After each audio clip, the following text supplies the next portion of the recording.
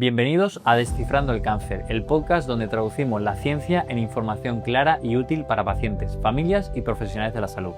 En cada episodio hablaremos con investigadores, médicos y expertos para analizar los últimos avances, derribar mitos y ofrecer herramientas reales para comprender y enfrentar el cáncer.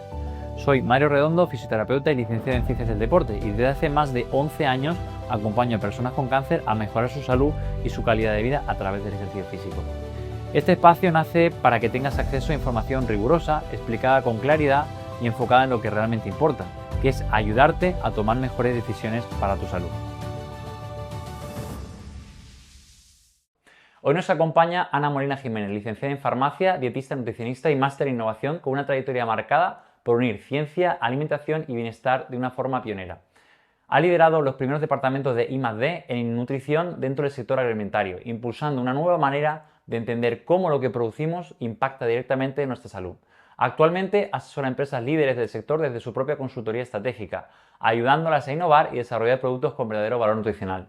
En el ámbito oncológico ha diseñado el primer ensayo clínico en España sobre ayuno y cáncer de mama, desarrollado en el Hospital Universitario de Jaén, y se ha convertido en una referente internacional en el estudio del ayuno basado en la evidencia científica. Su trabajo la ha llevado a congresos de referencia como el International Fasting Congress de Berlín. Además, es cofundadora y CEO de Renew Fasting Science, directora de formación en la Academia Española de Nutrición y Dietética, docente universitaria y autora del libro Lo saludable de los alimentos. Hoy hablamos con Ana Molina Jiménez sobre innovación, nutrición y ayuno en cáncer. Pues Ana, primero que nada, bienvenida, darte las gracias por prestarte a venir, ¿no?, hasta Madrid a hablarnos un poco de todo lo que comentó en la introducción. Y la primera pregunta que te quiero decir es ¿qué te llevó a cambiar, ¿no?, la farmacia, en este caso con lo que hablábamos de Reino Unido, por la nutrición humana y la dietética entre invernaderos? Que esto me dejó un poco loco. ¿Cómo has hecho ese mix? Bueno, muchas gracias por tenerme aquí, encantadísima de este fondo maravilloso y de estar contigo. Y es verdad que suena dramático, pero es que lo fue. El cambio fue brutal. Y es que, bueno, por ponernos un poquito en antecedentes, yo estudié farmacia sin saber muy bien por qué, simplemente porque reunía una serie de características que a mí me gustaban, pero era de las raras que no tenían ningún pariente farmacéutico que fuera a heredar una farmacia, que era lo que tenía sentido en la carrera de farmacia. Pero como para mí lo que tenía sentido era hacer lo que me gustaba, farmacia siempre ha sido así, reunía como todas aquellas características, ¿no? Y bueno, cuando terminé, era un poco como una de las opciones que había. Me fui a Inglaterra y fue una época pues muy importante, la verdad, de mi vida, ¿no?, que fue hace mucho tiempo, pero realmente allí tuve la oportunidad de ejercer lo que había estudiado. Cuando terminamos la carrera no tenemos ni idea de nada. Como casi todo. Y entonces, pues bueno, ponerme a ejercerlo a la vez en inglés, que tampoco tenía ni idea de inglés, fue un retazo, ¿no? Pero había algo en la farmacia en Inglaterra que me hizo pensar, que me agitó muchísimo, y fue el ver cómo la mayoría de los medicamentos que yo prescribía eran fármacos que se daban para paliar síntomas, claro. Síntomas. Y yo siempre le preguntaba, porque siempre eran los mismos: simvastatina, atorvastatina, o sea, colesterol, hipertensión, diabetes Glucosa, tipo 2. exactamente. O sea, es que era eso, ¿no? Casi todo era, la mitad de la receta era esa y la otra mitad efectos secundarios de la medicación. Curioso. Entonces yo siempre le preguntaba, bueno, ¿y qué te han dicho de tu dieta, ¿no? ¿Cuáles son los cambios de hábito? Y siempre me miraban así como diciendo, no, me han dado esto y ya está, en 5 minutos. Y yo, aquello, otra. Al final dije, esto no puede ser, aquí hay que hacer algo. ¿Quién se encarga de la nutrición, de la alimentación, de la base? ¿Quién previene todo esto, no? Y es que sabemos que la primera causa de muerte en el mundo es la enfermedad cerebrovascular. Son enfermedades no transmisibles, muy fuertes. Efectivamente. Realmente. Entonces, pues bueno, allá fue cuando decidí que yo tenía que darle un giro un poco a mi carrera. Estaba muy bien lo que estaba haciendo, pero siempre me había gustado la nutrición. Lo que pasa es que la nutrición y la dietética en aquellos entonces, pues como que no era una carrera a lo mejor como muy, tú sabes, sólida, ¿no? Que te dijeran, sí, vete a estudiarla. Y entonces decidí estudiarla. Y digamos que la primera oportunidad laboral que tuve para hacer el cambio de la farmacia al mundo de la nutrición y de la dietética, cuando terminé la carrera, no había ni terminado, pues fue mi ciudad natal, Almería. Es verdad que yo me fui con 18 pensando que jamás volvería, lo típico, y bueno, con casi 30, ¿no?, pues digamos que había algo en el sector agroalmeriense que es muy potente, que había algo ya que estaba empezando a nacer, una necesidad de empezar también a revalorizar los productos hortícolas con la nutrición, con la salud y demás, Claro, pero no se sabía bien cómo. Entonces, que es la siguiente pregunta que te iba a hacer, ¿no? Que comentábamos de ¿y qué puede aportar exactamente la nutrición humana, como comentas, a esa agricultura, ¿no? claro, claro, claro. Era algo que en aquellos entonces se estaba gestando, algunos profesores de la universidad habían empezado a hacer algunos estudios y demás, pero no estaba vinculado realmente con las empresas. Desde la empresa realmente no se estaba haciendo gran cosa, ¿no? Entonces, pues bueno, digamos como que me hicieron una oferta tentadora para la época y sin pensármelo mucho, porque si me lo llego a pensar, no lo hago. Los primeros años fueron muy duros. Y di el salto y dije, venga, esta es la oportunidad, las oportunidades hay que cogerlas. Y entonces, pues bueno, me fui un poco entre invernaderos, que el mundo no tiene nada que ver allí, o sea, es como un sector muy diferente donde hasta entonces la nutrición y la salud se trataban desde dos puntos de vista, desde dos acciones principales. La primera acción y la más típica, la que más podíamos ver allí en ferias agroalimentarias y demás, era la típica modelo buenorrísima comiéndose un pepino o un tomate. Y esa era la promoción de hábitos de vida saludables. Y la otra era vamos a hacer campañas de promoción de hábitos de vida saludables entre los escolares. Entonces, ¿qué teníamos que hacer? Disfrazarnos de lechuga. Y era como, o hacer juegos infantiles desde mi punto de vista un poco absurdo. Que era un poco absurdo. Claro, claro. Entonces, ahí había muchísimo por hacer y la verdad es que hicimos muchísimo, ¿no? Porque ¿quién tiene que investigar las propiedades de los alimentos y su impacto en la salud? Los productores. Totalmente. Tenía todo el sentido del mundo, ¿no? Lo que pasa es que, bueno, las cosas Llevan tiempo y es llevan su complicado. tiempo. Y mira, no te puedo dejar de hacer esta pregunta que a mí me llama muchísimo la atención de qué impacto, ¿no? Tú que has trabajado en el sector agroalimentario, pueden tener, pues que esto se comenta mucho, ¿no? Los pesticidas en la calidad de la comida y en la salud de las personas. Que hay mucha gente que a mí me pregunta esto, ¿hasta qué punto es mito, es realidad? ¿Nos tenemos que preocupar por ello? ¿No es tan relevante como parece en la salud? ¿Nos podrías hablar un poco de este aspecto?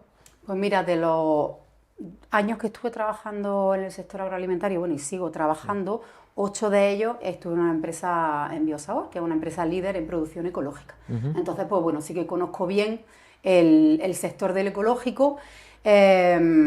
Y en la defensa del ecológico tengo que decir que los protocolos están bien hechos, que las técnicas se aplican bien, porque muchas veces también hay una desconfianza con respecto al ecológico. Esa es una cosa que te iba a preguntar, que cómo sabemos si realmente es ecológico o no, si hay algún certificado, algún sello, en caso de que tengas dudas cómo hay que lavarlo. O sea, son dudas que nos surgen a todos, de hecho a nuestros pacientes, y que me encantaría, ¿no?, que te explayes lo que necesites Sí. para comentar. Sí. Bueno, voy a intentar ir un poquito de lo general a lo particular, ¿vale? En general, todo afecta en la producción de los alimentos y cómo se expresan los nutrientes dentro de ellos. Date cuenta que las vitaminas, los minerales, los compuestos bioactivos son una expresión de la planta ante diferentes factores: estrés hídrico, el clima, el calor, las plagas. Todo al final. Todo eso hace que tenga un mayor o un menor número de nutrientes. Y entonces la producción, el método de producción también influye mucho sobre esos nutrientes. O sea que están los nutrientes y están los pesticidas, ¿no? O lo que se utilice. Entonces, en la producción ecológica se busca reducir el número de pesticidas e intentar incrementar el número de nutrientes debido al menor estrés de la planta, etcétera, etcétera. Cuando la realidad es que no hay muchos estudios todavía al respecto, como para poder decir a ciencia cierta ecológico sí garantizado, y más en ciertas patologías. Es verdad que tienen menos residuos de pesticidas, por tanto habrá, sobre todo depende del momento en el que te encuentres de la vida o de la enfermedad. Claro, donde minimizar riesgos es sumar. Esa era la pregunta que te iba a hacer, ¿hasta qué punto no?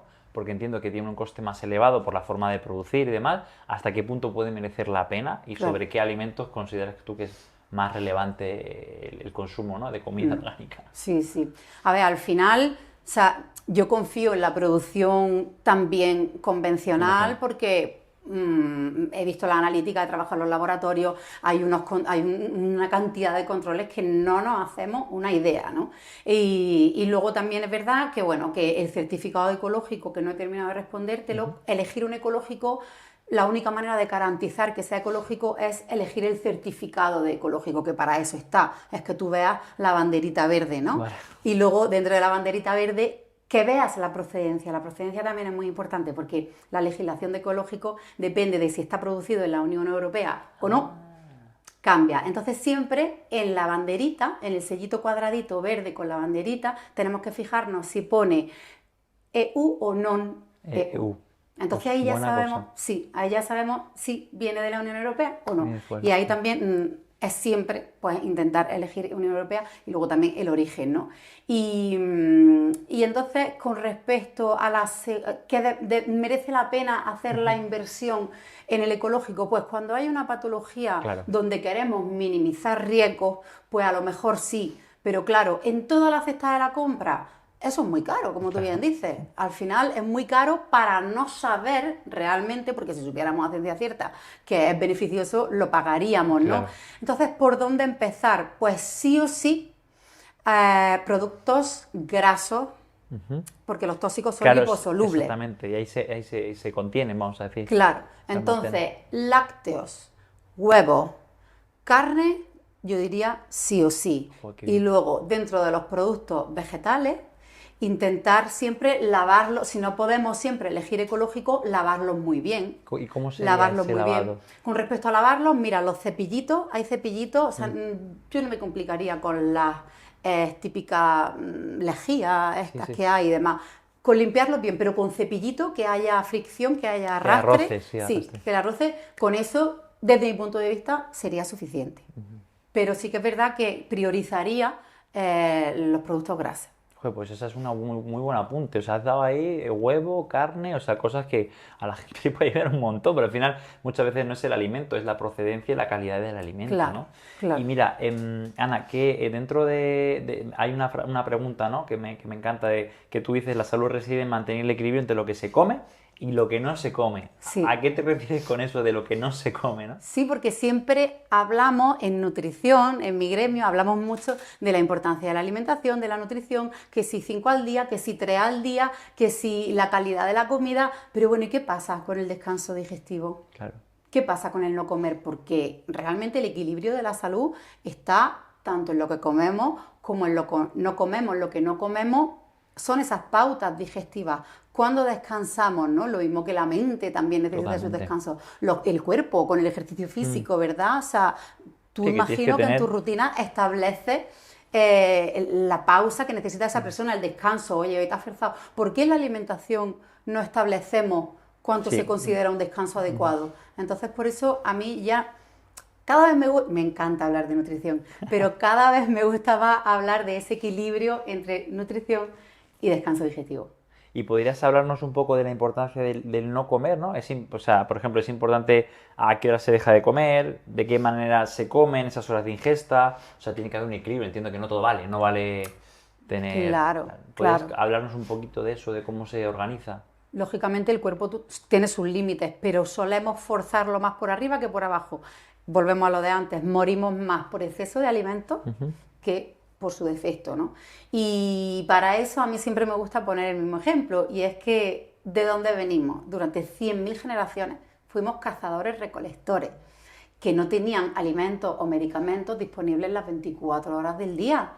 Entonces, ahora, antes, el hombre tenía que ir a buscar el alimento. ¿Cómo iba? El cazador-recolector, si vemos las fotos, vemos, bueno, fotos, ¿no? O Sí, dibujos y como demás. terrorífico, casi, sí. Está petado, está fuerte, porque tenía que ir a buscar el alimento. Y tenía que ir a buscar el alimento, en la mayoría de las ocasiones, en ayunas. Ayunas, sí. Entonces, esto es muy significativo porque hoy día no solamente no practicamos ese estar en ayunas, sino que es que los alimentos vienen a nosotros. Tenemos globos, tenemos como una serie de Sí. pizzas o Había, sea, una, como- había una frase de un fisiólogo chino que decía, llega antes la pizza que la policía a tu casa. Como diciendo, con la facilidad que tenemos, ¿no? De comer. Muy genial. Así es, así es. Y además que la comida también está muy asociada no solo al hambre. Ah. Antes se comía por hambre, ahora ¿por qué comemos? Social. ¿Cuánto comemos por hambre? ¿Podríamos identificar cuánto comemos por hambre? ¿Cuánto? ¿Un 30%? ¿Un 40% de lo que comemos por hambre? Muy poco, el resto lo comemos social, por ansiedad, Claro. por aburrimiento, por moda, por tendencia, o sea, por tantas cosas, pero por hambre. Si es que nuestras necesidades realmente son mucho menores. Pensemos en ese cazador-recolector que comía allá cuando podía, ¿no? Entonces, entender esto es la base para empezar a hablar de cuánto descanso digestivo, ¿no? Realmente, porque muchas veces, pues eso, 12 horas, o sea, desde luego, no tenemos que tenerle miedo, lógicamente, con unos límites, ¿no? Tenemos que tener unos límites, pero los límites no los va a ir diciendo el cuerpo y la sociedad. No creo que realmente sea un problema, son pocos los casos en los que la gente Además, se lleva al extremo. entiendo, Ana, que muchas veces, esto lo he hablado con más profesionales del campo de la nutrición, que me decían, el problema muchas veces no es las horas de ayuno, sino es que las horas de ingesta la gente elige mal y come mal. Y a veces achacan ese malestar a no comer, ¿no? Cuando empieza la gente, y no es tanto eso, sino que te has alimentado mal durante la hora de ingesta. Entonces también entiendo que no solamente es de descanso digestivo, sino que estás comiendo en las horas que estás comiendo. Totalmente. Es que se ha estado utilizando el ayuno intermitente como pretexto para comer todo lo que quiera en esa franja de alimentación, en esa ventana de alimentación. Entonces, pues, está un poco contrarrestando, y es ahí donde yo incido muchísimo en que tenemos que investigar mucho más, pero también los dietistas nutricionistas, nuestra profesión tiene que investigar, porque la mayoría de los ensayos que hay a día de hoy hechos en ayuno intermitente están hechos por médicos, y tengo muchísimos amigos médicos, adoro la medicina, es fundamental, pero están hechos y muchos comparan precisamente, o sea, para justificar que podemos comer lo que queramos si hacemos ayuno intermitente. Y es otra vez más, vamos a lo rápido, vamos al parche rápido. El ayuno intermitente va a ser la nueva pauta de nutrición y alimentación en consulta médica. Como intentar parchar, que no hacer una intervención como tal. Claro. Y mira, cuéntanos un poquito, porque tú estás bastante instruida en lo que es el ayuno. ¿Posee los mismos beneficios hacer una restricción calórica convencional que un ayuno propiamente tal? Entiéndase, un ayuno prolongado. ¿Hay diferencias biológicas, fisiológicas? Entiendo que sí, ¿no? Sí. ¿O realmente es lo mismo? Mira, realmente la restricción calórica es el patito feo de los ayunos. Vale. Porque la restricción calórica es una herramienta potentísima de longevidad, de salud, de prevención de enfermedades. Es lo que decíamos antes, ¿no? Si simplemente comiéramos una restricción calórica, se suele considerar comer un 30-40% menos de lo que comemos, ¿no? Independientemente de la franja horaria. Y eso ya salva vidas. Y en oncología también hay bastantes estudios que dicen que la restricción calórica es la mejor y más potente herramienta para la prevención del cáncer. ¿Y qué es lo que pasa? Que no es algo que fácilmente se pueda poner de moda o que no se ha puesto de moda hasta ahora. Y luego también hay una cosa muy importante, que es lo que ha hecho a los principales investigadores de la restricción calórica evolucionar hacia la investigación del ayuno. Y es que no es fácil llevarlo a cabo en la sociedad en la que vivimos. No es fácil. Podemos decir que lo mejor sería comer un 40% menos, pero la realidad es que en la época en la que comemos no es fácil. Por eso las herramientas que a igualdad de beneficios tienen mayor adherencia, podemos hacerlo mejor, son ayunos que duren una determinada hora o unos determinados días y luego volver a nuestra normalidad. Al final tenemos que tener en cuenta... Para intentar sociabilizar y para intentar mantener un ritmo de vida normal, ¿no? Claro. Efectivamente. Claro. Vivimos en sociedad, somos animales sociales y tenemos que reconocerlo. No podemos... Y Ana, dentro de los beneficios del ayuno, se habla mucho generalmente de la famosa autofagia, que no solo el ayuno lo consigue. ¿Nos podrías hablar un poco de qué es la autofagia, qué papel juega en lo que es la restricción calórica o el ayuno, y en cáncer, qué es lo que nos interesa a nuestro público, por qué parece ser tan importante? Pues mira, la autofagia, al final, imagino que ya lo habréis explicado más veces, tú sabes a la perfección lo que es, e intentamos simplificarlo con ejemplos sencillos, claro. Y es al final un mecanismo de reparación y de regeneración a través del reciclaje y la reutilización de nuestro material genético dañado. ¿Dañado por qué? Dañado...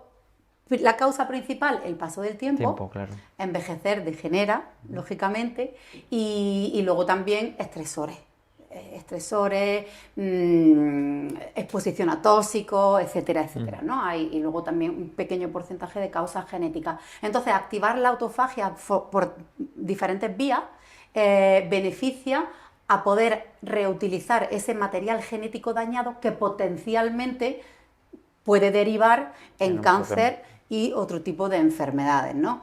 Entonces, ¿cuál es su papel principal en el cáncer? Pues, como decimos, tiene también su papel positivo, pero tiene su papel negativo. Y aquí encontrar el equilibrio es súper importante, porque como decimos, en la prevención es clave, porque cuanto menos material genético dañado tengamos, mejor. Pero también, una vez que lo tenemos instaurado, pues también esa limpieza, en cualquier caso, es positiva. Ahora bien, demasiado activación de la autofagia también puede llevar a una mayor supervivencia. Sí, de alguna célula. De alguna célula, por ejemplo, ya en metástasis hay algunos casos, ¿no?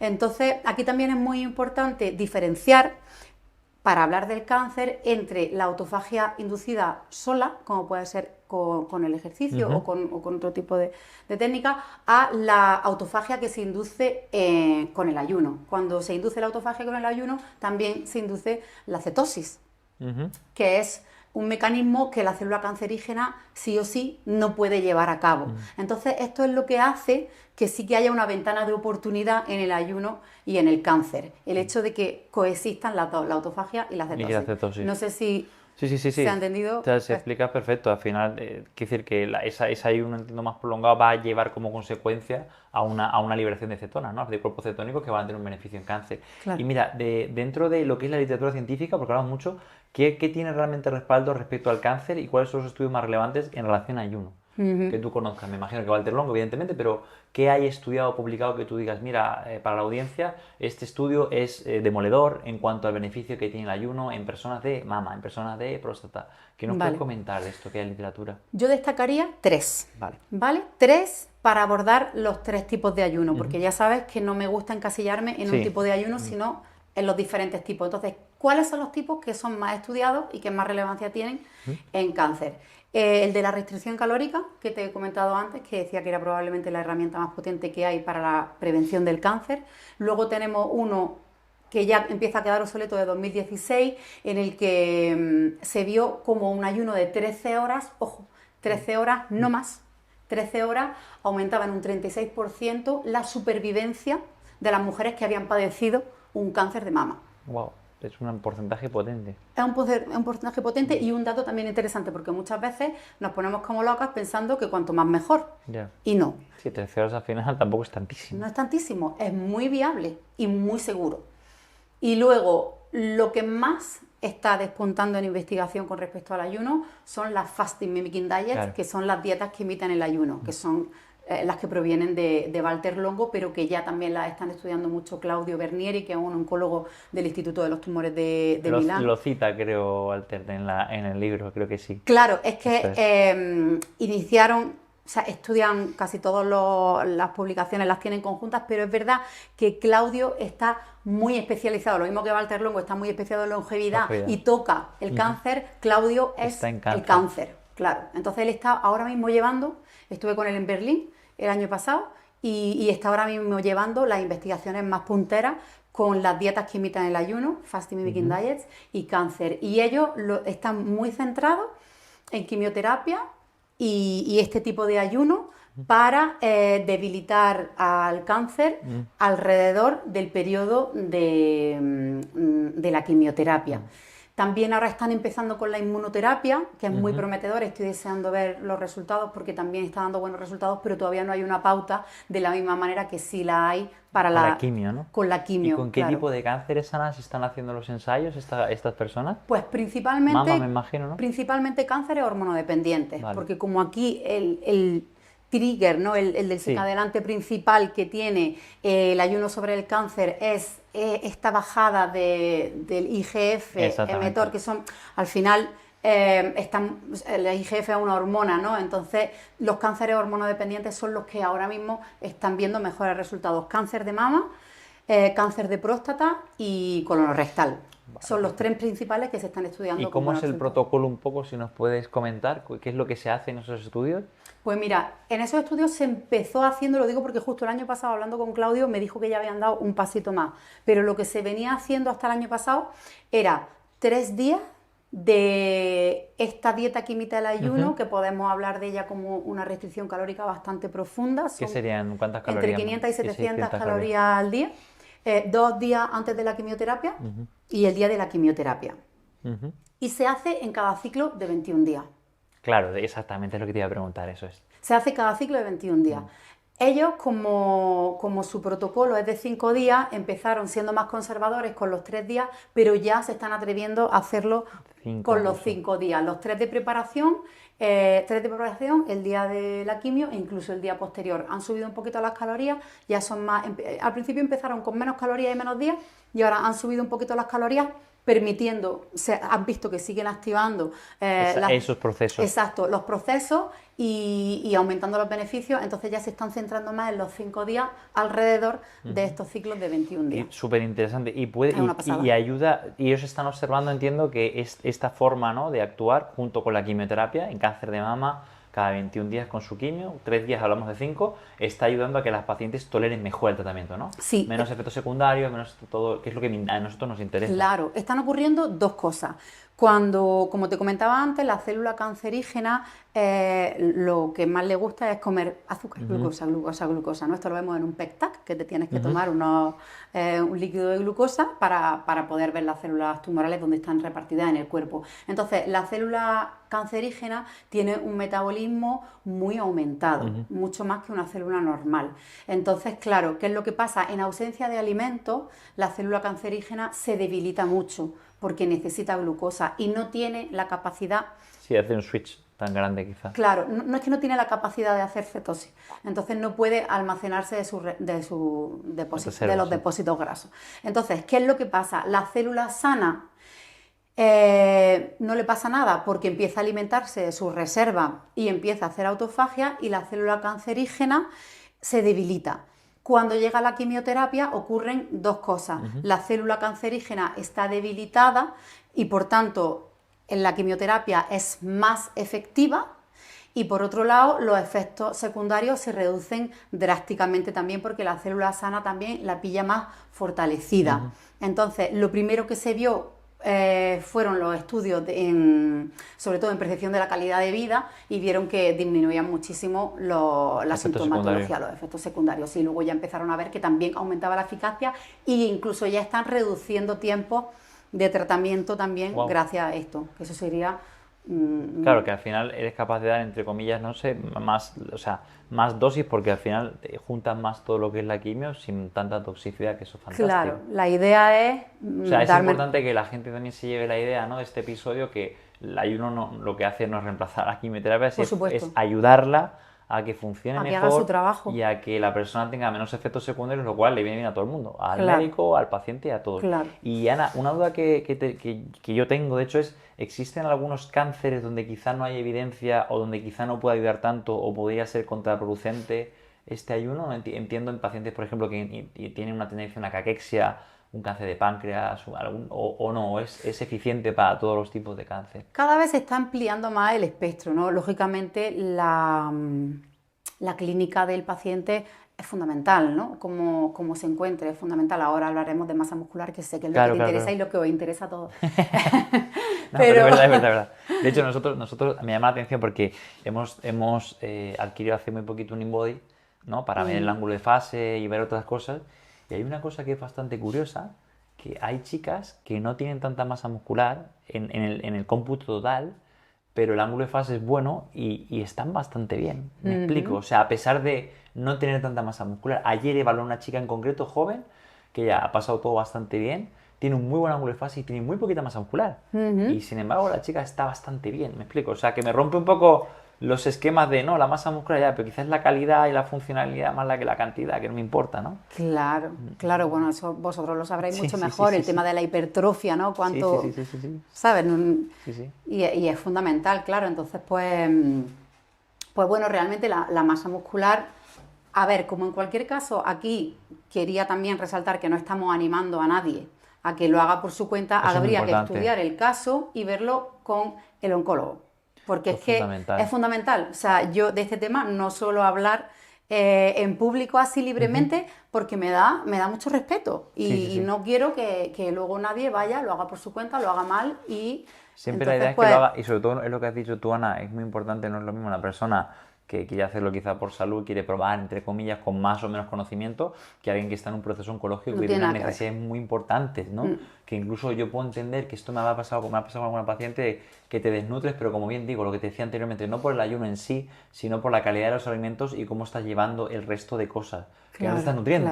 Claro, te pones a buscar, te pierdes buscando. Exactamente, eso es. Entonces eso es importante, que nadie lo haga por su cuenta, lo loco, sino asesorarlos con profesionales y sobre todo en un proceso oncológico. Claro, yo cada vez que alguna persona ha venido y ha querido hacerlo porque estaba muy convencida, yo le he redactado un informe a su oncólogo, a su oncóloga y en conjunto lo hemos trabajado, ¿no? Entonces, eso por un lado, muy importante. Y luego, con respecto a la masa muscular, te lo iba a decir justo cuando estábamos hablando del tema de que nunca lo estamos valorando el ayuno como un tratamiento aislado, sino como un coadyuvante a la quimioterapia, porque lo que realmente desnutre, lo que realmente origina una caquexia es el ambiente de la célula cancerígena. Totalmente. Es que eso es lo proinflamatorio que la enfermedad en sí se consume a la persona. Totalmente, sí. Eso es. Entonces tenemos que hacer todo lo posible para que poder recibir el tratamiento. Porque la desnutrición está ahí. El ayuno en sí no te desnutre. Y te voy a decir por qué. Primero... Tal cual, yo tengo la misma visión. Lo que he leído es que al final hay alteraciones metabólicas tan potentes que el tumor no es que se pegue ni luche, pero que va cogiendo terreno y al final va desnutriendo al paciente, no al revés. Claro. Sí, y cuanto más impacto tenga sobre el tumor, mejor recupera la persona la situación de salud general. Totalmente, sí. Lo más importante es que, de hecho, por eso el ejercicio, que lo más importante es que el paciente pueda recibir el tratamiento, para eso lo hacemos. Claro, estar fuerte, estar bien, claro que sí, para poder curarse, tratarse. Entonces, pues bueno, eso es verdad que ese punto es muy importante. Y luego, pues claro, la masa muscular ya te lo ponía antes como con un ejemplo poco científico, pero muy lógico, que era el del cazador-recolector, ¿no? Y ahora te lo voy a explicar en términos fisiológicos. Y es que cuando los primeros días del ayuno, el primer día, el segundo día, o de restricción calórica, dieta química del ayuno, llámalo como quieras, cualquier proceso que nos active la cetosis. Esos primeros días estamos, digamos, cogiendo los depósitos circulantes de glucosa, ¿no? Entonces ahí cogemos un poquito de glucógeno muscular y hepático, un poquito, un porcentaje muy pequeño. Y cuando ya esto, cuando no queda, entonces es cuando recibimos la señal al cerebro de hay que movilizar la grasa que no hay. Y ahí es cuando empezamos a liberar grasa y a producir cuerpos cetónicos. Entonces, los cuerpos cetónicos, en particular el beta-hidroxibutirato, lo que hace es inhibir precisamente el catabolismo proteico, o sea, que se degrade. Sí. Claro, es la protectora, y esto está estudiado, ¿no? Se va viendo cómo a medida que en orina van aumentando el beta-hidroxibutirato, los cuerpos cetónicos, va disminuyendo el nitrógeno proteico también. Entonces, es que esto es muy importante porque la gente tiene que saberlo también, que esto siempre va a estar supervisado por un profesional, pero que hay maneras de cuantificarlo. De hecho es muy curioso, Ana, porque justo ha dado la casualidad que hemos tenido este fin de semana el curso, y una de las alumnas que había, aparte de ser profesional sanitario, es paciente. Y ella está haciendo una dieta cetogénica, ¿no? Junto con sus tratamientos. Y hicimos aquí una cosa que hacemos, el mapa metabólico, que básicamente es pinchar lactato a medida que haces un incremento del esfuerzo. Y es curioso porque llevaba justo, me dijo, 5 días de cetosis, entonces seguramente no había entrado en un estado cetogénico lo suficientemente alto, todavía tenía algo de glucógeno y todavía producía lactato. Y me llamó la atención porque digo, pues sería súper interesante repetir esta prueba dentro de un mes, que ya vas a estar realmente en una cetosis muy importante, y ver cómo no eres capaz de producir lactato, no porque la intensidad del ejercicio no sea alta, sino porque no estás vacía de glucógeno, ¿no? Entonces, eso entiendo que, claro, tiene un rol protector, independientemente de... Además, estamos hablando en un contexto de salud y en un contexto de cáncer, que la gente también se vuelve loca, y la idea es que hacer una estrategia coherente, ¿no? En este sentido. También, Ana, preguntándote un poquito, que me interesa muchísimo, cuando estuvimos hablando, es, tú has diseñado al final el primer ensayo clínico en España sobre ayuno y cáncer de mama, que os ha llevado muchos años, más de una década, podríamos decir. ¿Qué descubriste? ¿Qué estáis viendo? ¿Puedes avanzarnos un poquito lo que estáis haciendo? Sí, pues la verdad es que eso ha sido uno de los retos, de las cosas más difíciles que me ha llevado en la vida, ¿no? Y es que es verdad que ha sido primero muy difícil. Una vez que tenía claro lo que quería hacer, en 2015 me fui a ver a Walter Longo a su congreso de longevidad y allí entendí muchísimas cosas de la fisiología del ayuno y de la fisiopatología, de su repercusión sobre el cáncer, que siempre me ha interesado mucho. Y entonces, una vez que tenía diseñado el protocolo, como lo quería hacer en base a todo lo que se estaba estudiando, lo que se estaba haciendo, pues había que buscar un hospital que quisiera hacerlo. Claro. Entonces, pues imagínate, estamos hablando, el congreso fue en 2015, en 2018 estaba elaborado el protocolo, conseguí los recursos económicos también, lo estábamos haciendo a través, además de Biosabor, de esta empresa que era una empresa sólida, teníamos los productos desarrollados, diseñados, el dinero para darle al hospital, lo teníamos todo, ¿no? Y ahora no teníamos hospitales que se atreviesen a hacerlo, ¿no?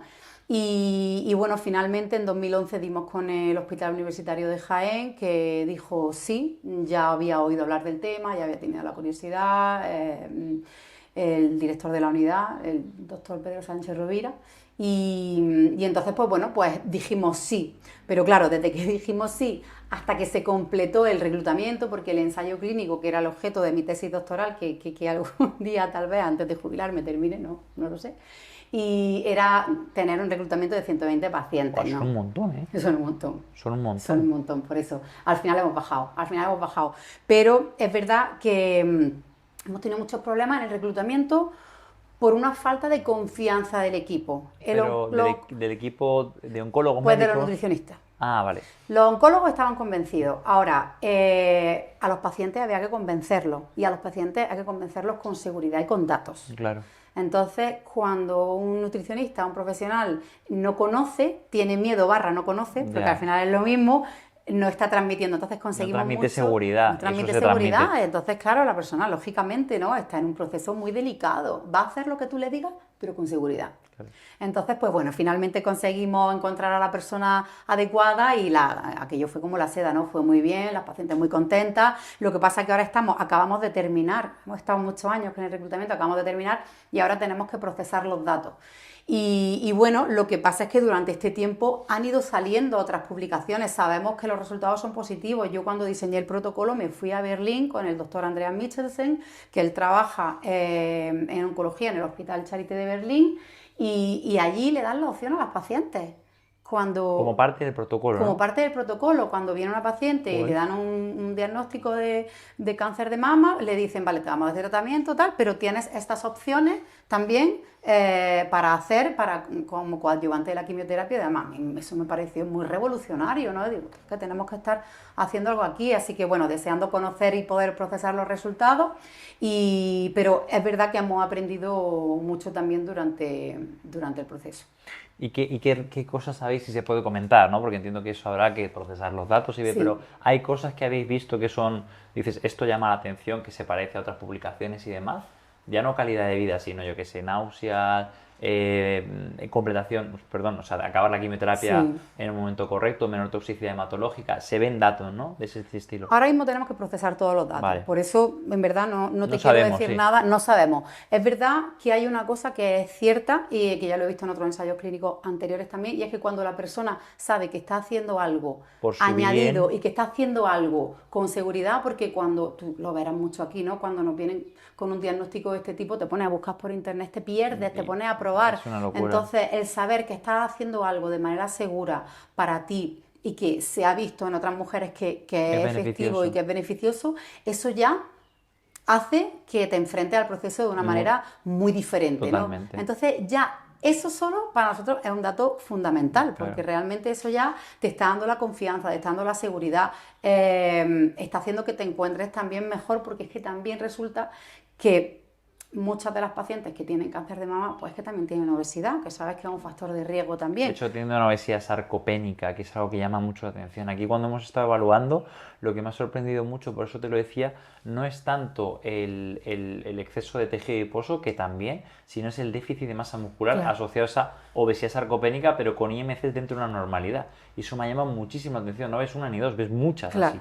Y claro, esa tendencia, sobre todo en un cáncer hormonodependiente, no es positiva. Nada, todo lo contrario, es un factor de riesgo. Entonces, claro, también el hecho de estar bajando esa grasa corporal ya es un dato preventivo y beneficioso para luego lo que viene después, ¿no? En que la hay supervivencia también. En la supervivencia, claro, que ahí también hay una fase muy interesante y una cabida muy importante también para todo este tipo de estrategias que bueno, De hecho, a mí me parece fundamental, y sobre todo en cáncer de mama hormonodependiente, porque gracias a Dios muchos se curan, el problema es lo que viene luego. Son Claro, problemas. claro. Ahí nosotros sí que ayudamos a muchas mujeres, más en ese proceso de después. ¿Por qué?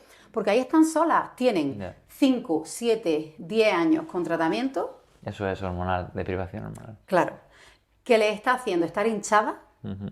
que les está haciendo Todo mal. no poder adelgazar, aparte del descontrol Hormonal también y hormonal, metabólico. psicológico, emocional.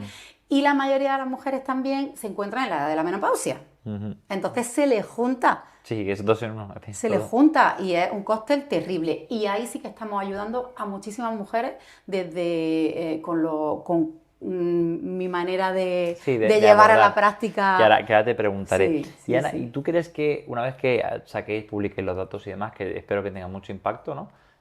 ¿Tú crees que en un futuro en España, en los hospitales, tanto públicos como privados, veremos que sea parte del protocolo? ¿Tú crees que eso lo llegaremos a ver pronto o falta? Siendo realista, ni pesimista ni Te optimista. quiero decir que sí, pero yo creo que falta mucho. Falta mucho, ¿no? Falta mucho, sí. Creo sinceramente que falta mucho. Esto se ha hecho, ha sido, bueno, no quiero decir un milagro, pero vamos, que Que ha ha sido costado. increíble que se haya podido hacer. Ha costado tanto que no sé si se volvería a hacer. Ya. Entonces, por más que quiero pensar que sí, creo que todavía queda mucho. Creo que tienen que hacerlo muchos otros países antes y protocolizarlo para O sea, que nosotros no... esa es la pregunta, que entiendo que en otros sitios que tú has estado, he hablado con esos oncólogos, son centros punteros de eso, no Sí. es que el país entero Claro, esté llevando a claro. cabo eso. claro. Y mira, para ir más o menos también cerrando, ¿qué te lleva realmente a emprender en esto, ¿no? Porque que a mí me llama la atención, no conocía a tanta gente, porque al final, claro, recibes mucho rechazo. Entonces, ¿qué te llevó a ti a plantearte, oye, vamos a hacer este ensayo clínico aquí con cáncer de mama? ¿Esto cómo fue la idea o cómo fue el querer hacerlo, lo complicado que ha sido? A ver, yo siempre he sabido que quería hacer algo con respecto al ayuno, las dietas que imitan el ayuno. No sabía exactamente el qué. Desde que estudié nutrición, bueno, conocí el ayuno por un amigo de mis padres, que era además un empresario de alto nivel, una persona culta, formada, inteligente, vamos, que no era un hippie que estaba en las montañas Ya, ayunando, ya, ¿sabes? ya. Que se iba todos los años a la clínica Butchinger, que no sé si la conoces. Sí. ¿Sí? Pues Sí, se iba, sí, mi sí. referente también, ¿no? Yo voy cada 2 años ahí a los congresos que organizan y bueno, y él se iba todos los años y me contaba que iba a ayunar 14, 21 días, y a mí aquello me pareció fascinante cuando me puse a indagar en todos los beneficios y todo el sentido que tenía, todos los beneficios que se activaban cuando dejábamos al cuerpo hacer lo que mejor sabía hacer, que es sobrevivir, regenerarse y repararse. Pues dije, yo tengo que hacer algo con esto. De primera, mi Ana soñadora dijo, voy a montar una clínica como la Butchinger en el Cabo de Gata, pero accesible a todo el mundo, además que no sea elitista y qué tal. Y luego, Pues al te di final, cuenta que era complicado. sí, me di cuenta que era difícil y empecé a dar pasitos. Los primeros pasitos, es verdad que fueron este ensayo clínico que me llevó a relacionarme con gente y a diseñar un protocolo ya más mío, en base a las dietas que imitan el ayuno, a todo lo que Walter Longo ha trabajado, pero me llevó a diseñar un protocolo que veía y que sabía que funcionaba. Empecé poquito a poquito a probarlo, a hacer mis pequeñas pruebas en consulta de nutrición. Yo antes también compaginando, pasaba un poquito de consulta de nutrición, pero sobre todo para poder ir viendo estos beneficios, ¿no? Entonces, yo cuando veía los resultados dije, yo me tengo que hacer esto, ¿no? Entonces ya fue cuando di el triple salto mortal, bueno, el segundo después de lo de Inglaterra, y decidí montar la consultoría para poder tener también la flexibilidad. Te iba a preguntar por eso también, de en qué se diferencia o qué hacéis, ¿no? En Renew, con respecto qué hacéis en la compañía, en la empresa, que nos sabes un poco de tu marca y esto, para que la gente también lo sepa al final. Claro, pues bueno, un poco como ya tenía claro el qué tenía que hacer, ahora necesitaba el cómo, sabía que quería llevar el ayuno a la gente, sobre todo este tipo de ayuno que podía ser beneficioso en el cáncer, que podía mejorar tanto también pues la obesidad, todos los problemas asociados, el bienestar también mental, etcétera, etcétera. Y sabía la forma que tenía la forma de las fasting mimicking diets, que son estas Dieta que imita el ayuno, ¿no? Dieta que imita el ayuno durante 5 días, con una composición nutricional determinada, ¿no? Entonces, pues bueno, tenía que darle, digamos, la forma de alimento, que ahí fue un año también horroroso de desarrollo, junto con mi socia, a día de hoy mi socia, mi entonces amiga, Rocío Gasó, que es la otra mitad de Renew, que ella es ingeniera química y trabaja también en la industria alimentaria, pero luego por su cuenta también casualmente pues llevaba la práctica de ayuno, en su caso ya, bueno, o sea, ella es una máster en ayuno, ella hace unos ayunos. De hecho, esa pregunta me la has saltado, pero ¿está todo el mundo preparado para hacer un ayuno tan prolongado o hay que ir adaptándose a eso?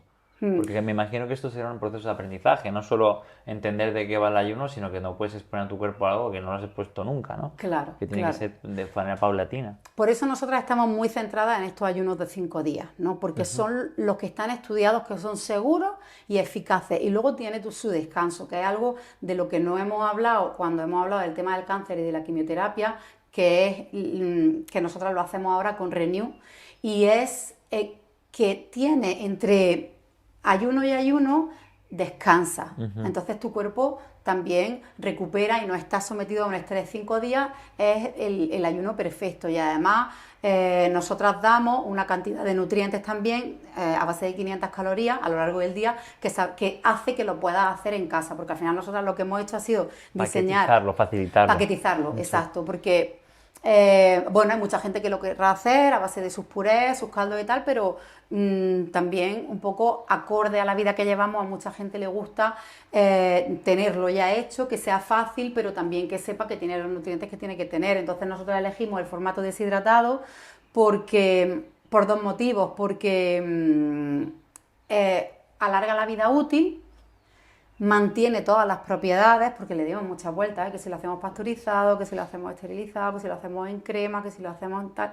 pero al final queríamos algo que fuera muy nutritivo y que la gente pudiera hacerlo fácil, en su día a día, que no tuviera que parar su vida, ¿no?, para poder hacerlo. Entonces es verdad que les ayudamos a reorganizarse durante esos 5 días, les decimos, pues bueno, pues intenta que durante esos 5 días no tenga una comida de trabajo, no te vayas tal... No te coincida con nada. Claro, claro. Entonces la gente para estos 5 días sí está preparada. Para ayunos más prolongados no, y en el mundo un poco en el que vivimos a lo mejor tampoco, a no ser que te vayas a una clínica específica. Claro, dedicado a ello, a un retiro, vamos a decir. Claro. O sea, entonces que tú, sí. claro, que si 5 días tiene beneficio, de lunes a viernes es factible, luego ya fin de semana creo que es lo más normal, ¿no? Sí. Y una cosa que no te he preguntado, Ana, ¿es tan importante la hora de descanso digestivo? O sea, ¿es tan malo cenar a las 2 de la mañana? Pues una locura, ¿no? A las 11 de la noche como se hace en España. ¿O realmente siempre que respetes? Entiendo que sí. A ver, realmente sí, porque los ciclos circadianos son los mismos para todos. Vivamos donde vivamos. Nos regula la noche y el día. Entonces al final es cuando dormimos hacia el atardecer, hacia la bajada del sol, el metabolismo disminuye, baja la serotonina, se activa la melatonina, que es la que nos prepara para dormir, y luego cuando ya empieza a amanecer, sale el sol, todo lo contrario, se activa la serotonina, baja la melatonina, estamos más preparados, el metabolismo se activa y estamos más preparados para regular la insulina y demás. Entonces los estudios son clarísimos. Es mucho mejor adelantar la cena. Vale, eso es... Mucho mejor. Ahora bien, en España nunca vamos a adelantar la cena. Es imposible. Sí. Entonces, tenemos que elegir, ¿no? Sí. Que preferimos algo que podamos hacer. Aún así no es nada descabellado, porque al final de 12 horas, 13 horas. Sí. O sea, que decir que es factible en una vida normal sin volverte loco. Y luego lo de los 5 días. ¿Cada cuánto recomiendas, Ana, tú hacer ese dieta que imita el ayuno de 5 días? Pues mira, nosotros evaluamos cada caso. Es verdad que no hemos querido complicar la vida con respecto a la competencia y hemos querido meter el factor personalización. Entonces nosotros hablamos con la persona y vemos cuáles son sus objetivos. Si es un objetivo de pérdida de peso, por ejemplo, o de inflamación... Claro. Pues entonces necesitamos bajar parámetros inflamatorios y activar la quema de grasa cada 3 meses. El protocolo por Walter Longo está diseñado para hacerlo cada mes, pero... Sí, pero cada 3 meses no es descabellado. Cada 3 meses lo vemos mucho más viable a nivel social y a nivel económico, porque al final todo cuenta. ¿Y en qué consistiría esos 5 días de ingestas? Me hablas de 500-700 calorías, ¿no? La dieta que imita el ayuno, pero ¿hay algunos alimentos que sean importantes? ¿Tienen que ser caldos, tienen que ser purés o puedes comerte un filetón entre un chuletón? Que el problema ¿Cómo sería un poco el...? Pues mira, nosotros como lo tenemos estructurado, el programa lo hemos estructurado como son 3 semanas. Primero hacemos una semana de preparación, donde ya empezamos a cambiar hábitos, a tomar conciencia, a cambiar cosas, a organizarnos, a contarle a la gente qué es lo que le va a pasar. La gente no está acostumbrada a hacer una restricción tan fuerte durante 5 días. Normal. Entonces les preparamos, ¿no? También les motivamos, les ilusionamos, les contamos que no tiene nada que ver con un ayuno intermitente, que la gente está muy obsesionada con un ayuno intermitente, pero si el ayuno intermitente es potente, imagínate lo que pasa. ¿Tú has probado a estar a partir del segundo o tercer día lo que ocurre en tu cuerpo? Pero las sensaciones son brutales, o sea, las sensaciones corporales y mentales. Hay gente que me lo ha dicho. Son una pasada. Entonces, pues nos preparamos. Y luego esos 5 días, nosotros hemos desarrollado alimentos a base de productos deshidratados en formato de sopa. Pues tenemos sopa de tomate, crema de brócoli, pero también tenemos patés vegetales, porque hemos visto que es importante el crunch. Claro, y la palatabilidad también, sí. la sensación de experiencia, vamos a decir. Sí, a la gente le está gustando el hecho de que haya patés vegetales con unas tostas de harina de castaña, porque es todo sin gluten, vegano y demás, y a la gente le está gustando mucho la experiencia esta de crujiente de la tosta. Entonces vamos intercambiando sopa, crema, con un porridge también de avena, es muy variado, cada día es una temática, un color, también para tener nutrientes ¿Y qué de se hace? todos los ¿Una alimentos. ingesta al día? No, se hacen 4. 4. La tenemos dividida, tenemos desayuno, comida, una merienda o unos frutos secos, por los ácidos grasos también, y la cena. Entonces, la persona Claro, tiene y su es rutina. muchísimo más fácil hacerlo con las pautas y los productos que muy tenéis fácil. que intentar hacerlo por tu cuenta, que es complejísimo porque casi todo se te puede ir, de esas Se te va. 500, 700. Se te van las Al final hay que buscar una cantidades. densidad nutricional muy adecuada y demás. Claro.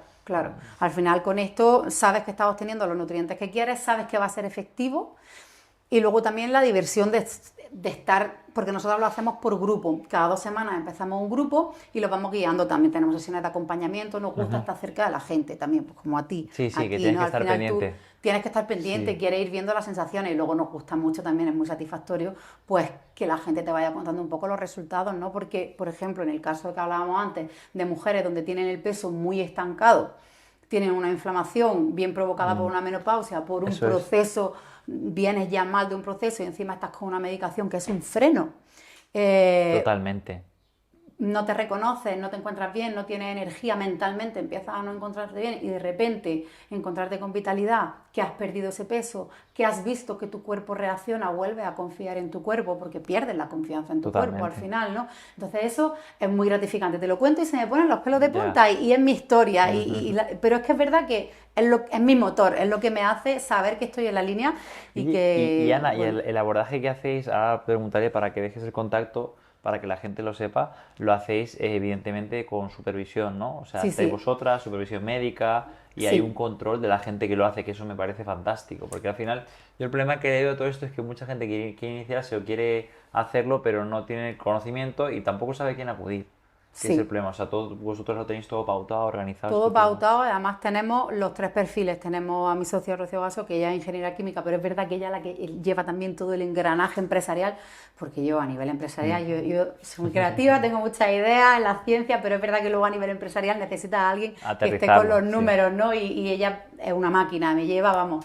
Y luego yo estoy como dietista nutricionista, farmacéutica, desarrolladora de productos, y tenemos a la doctora Pilar Esteban, que ella es médico especialista en aparato digestivo, que nos da mucho soporte también a la hora de que pues tengamos cualquier caso clínico que tengamos que evaluar, Sí, alguna patología analíticas o que algo. tengamos que valorar, eso también pues da mucha tranquilidad. Creemos totalmente que tiene que haber un equipo de profesionales detrás. Nosotras evaluamos cada caso, evaluamos analíticas, vemos, en fin, estamos pendientes, luego hacemos el seguimiento. La mayoría de la gente se coge planes de cada 3 meses o cada 6 meses en función del objetivo, ¿no? Entonces, entre una y otra, pues a lo mejor pedimos alguna analítica. Eso es, esa es la pregunta. Claro, Fantástico. de hecho estabas contando antes todo de las medidas de lactato y demás y ya estoy pensando, digo, tenemos que hacer algo.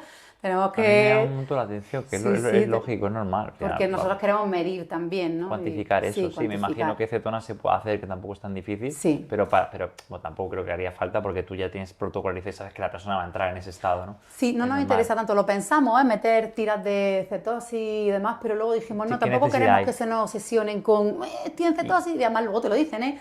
Porque ya nos ha pasado que alguien por su cuenta se lo ha medido. ¿Cómo es posible que el día 2 estaba en cetosis y ahora el día 3 no sé qué? Y es como, ¿Cuál es tu sensación? Exactamente. Está pasando, ¿sabes? Olvídate. Sí, que no hace falta ser tan preciso Sí. en ese sentido. Sí. Y mira, la última pregunta para acabar, Ana, ¿cómo ves el futuro de todas estas estrategias que hemos hablado, ¿no? De la Fast Mimic Diet, del ayuno, y si al final conseguiremos que sea menos tabú y sea algo que tú que acudes a congresos, estás con otros especialistas, con gente que es top mundial en este área, que empiece a ser algo más mundano del día a día y que empiece a ser protocolarizable y que la gente lo haga como algo más dentro de la rutina del día a día. ¿Lo ves? ¿Ves futuro en esto? ¿Crees que va a llegar a algún lado?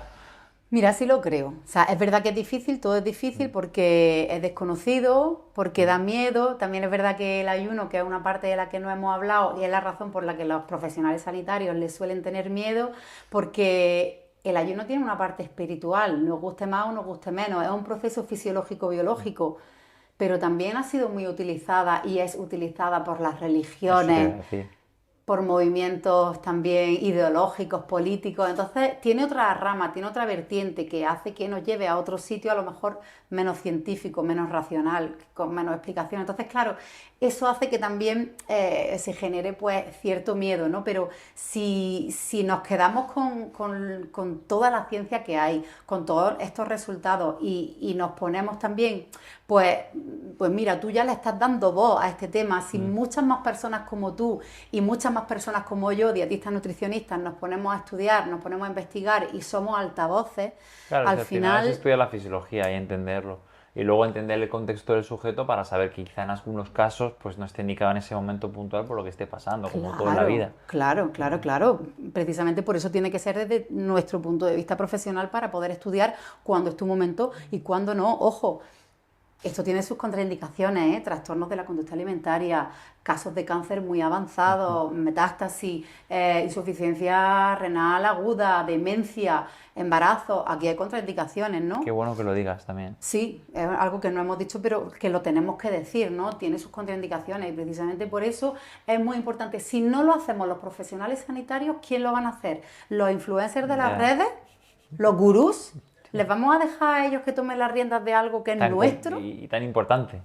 Eso. Bueno, tenemos que hacerlo nosotros, ¿no? Entonces, pues bueno, ahora que estamos en la brea de la ciencia, de la evolución, de la tecnología, que vamos avanzando, la personalización, ¿no? Que tan en auge está y tan importante es, pero que no se nos olvide que a veces hay que mirar hacia atrás y ver de dónde venimos, también lo que somos una máquina única, que tenemos mecanismos fisiológicos comunes diseñados para sobrevivir, para regenerarnos y para repararnos, y que son comunes a todos y que debería ser la base de todo tratamiento. Y de la salud al final. La base de la salud. Empezamos por ahí y luego ya personalizamos, tratamos, etcétera, etcétera. Cerramos casi como cuando empezaste, ¿no? Que te vio a la gente de la farmacia buscando el fármaco para el síntoma y al final estás yendo a la prevención. Pues Ana, para ya acabar, dinos a la gente un poco dónde te pueden encontrar, pues, redes, Sí. página web, producto, para que la gente que quiera contactar. Vale, Si quieres abrir fenomenal. tu cámara. Vale, pues www.renu.es, renu.es. Lo pronunciamos Renew, pero se escribe Renu. Y en las redes sociales también lo podéis encontrar. Y a mí como Ana Molina, si a mí me buscáis como Ana Molina Jiménez, dietista nutricionista, todo os va a llevar ahí fenomenal. también. Así que os esperamos. Pues nada, muchísimas gracias, Ana. Muchas gracias a ti, Mario. Espero que os haya gustado, que os haya también iluminado, que os haya despejado dudas relacionadas al ayuno, al Fast Moving Diet, gente sobre todo cáncer de mama, ¿no? Con fármacos cada 21 días antraciclinas, que creo que se puede hacer bastante bien. Y simplemente invitaros a seguir el podcast, a seguir lo que es el canal, a vernos en siguientes episodios, a la newsletter y nos vemos prontito. Un abrazo.